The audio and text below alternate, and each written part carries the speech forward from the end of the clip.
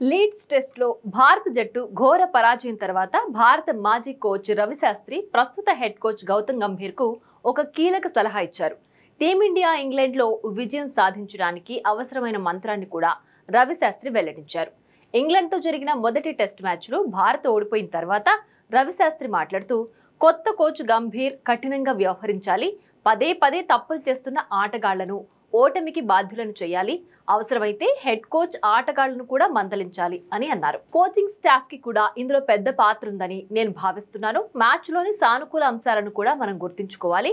Team India కొత్త captain Shubman Gill ఈ match లో తన పాత్రకు మించి ప్రదర్శనిచ్చాడు.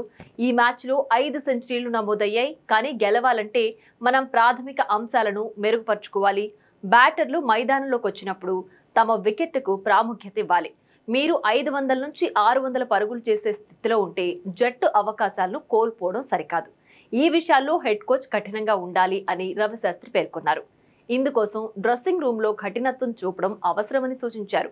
ఇక ఇండియా, ఇంగ్లాండ్ల మధ్య రెండో టెస్ట్ జూలై 2 నుంచి ప్రారంభం కానుంది.